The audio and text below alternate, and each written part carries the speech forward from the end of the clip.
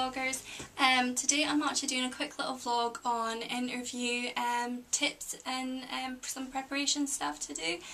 Basically because I've actually got an interview in the next few hours to go to, so I just thought, well, why not kill some time and just give some advice. Basically, I go by the motto that if you fail to prepare, you prepare to fail. So I use that definitely when I go for interviews. So as soon as I know I've got the interview, I basically start my preparation. I start researching the company a bit more. I start looking into the job description and thinking how I best meet what they need and the key criteria, and I start thinking of examples where I can show that I can do the job and how I'd apply myself and stuff like that, so I'm getting ready for it.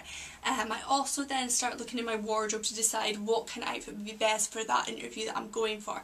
9 times out of 10 I kind of go for more an office worky look because that's normally the type of jobs that I'm going for, that they're professional ones, so I need to make sure I look professional. So like for today I've kind of gone with my hair, it's like curly with just simple tie back at the side, but it's out my face. I've gone for minimal makeup, basically a nice grey shift cowlneck dress with a black top underneath with black tights and black boots with a tiny heel.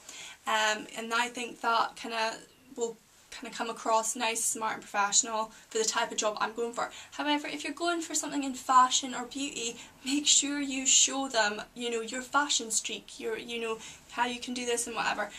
Sadly, I don't go for jobs like that because I'd love to show them my wardrobe that I've got upstairs that looks fab, but I kind of have to stick to my kind of work wardrobe when I go for interviews. But also dress kind of for your body type as well, because I know that I have sadly got a kind of cleavage and whatever, and I know for interviews I always like to cover that up. But if you don't have as much cleavage, you can easily get away with just wearing this without a black top underneath. But I feel paranoid because my bust kind of does show, so I'm just like, no, I'll cover up, be appropriate, stuff like that.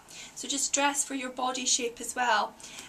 Also, when I go on about how you dress and whatever, make sure the night before the interview that you've looked out your outfit, ironed it, all the accessories and that other thing, and you've tried it on, because what you'd hate to get on the morning of the interview is that something doesn't fit, or you've got a tear in your tights and whatever. You don't need that drama, so make sure you cut it out by trying on several outfits and get friends' opinions, get your other half's opinions, because they do matter. It's like, oh, what do you think of this, dear? And it's like, oh, I don't know, that sort of thing. It always helps. So make sure you get the outfit sorted before the day before, okay, or the night before. Make sure it's sorted.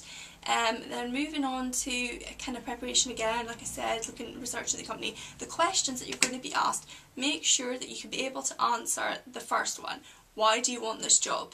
I would like this job because, and kind of just say why you're wanting to change career, or why you want to move up, or whatever, that sort of thing. Be ready to prepare for that. Then the next question is, why do you think you're like the best candidate for this job, or why do you think we should employ you? What could you bring to the company?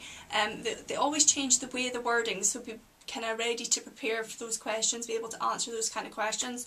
I personally find that when they ask me why I'm the best candidate, I need to be able to tell them that I've got excellent communicative skills, that I've got excellent organisational skills, that I'm flexible, that I'm reliable, that I'm honest, and most importantly I put the person that I'm looking after first, their needs are met first, that I've also got team skills and stuff like that, but I can work confidently on my own, that sort of thing. You just think of those keywords, whatever. But I think when you do go for an interview, they're prepared for people to come in with those words, whatever. Be able to apply what you're saying with experience that you may have, and then also maybe apply it to the job you're going for.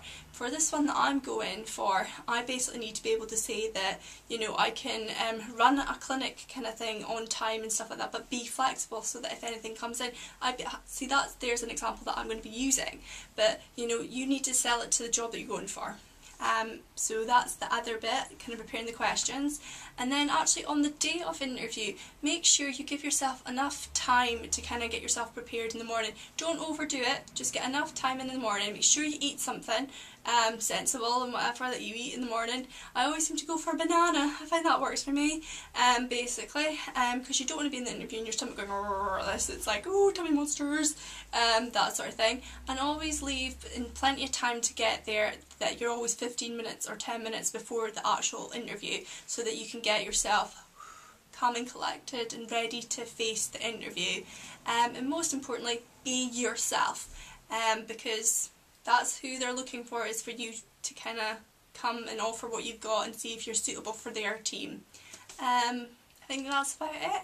Cross fingers that I get this job, and I hope that's kind of helped anyone out there. Okay, bye!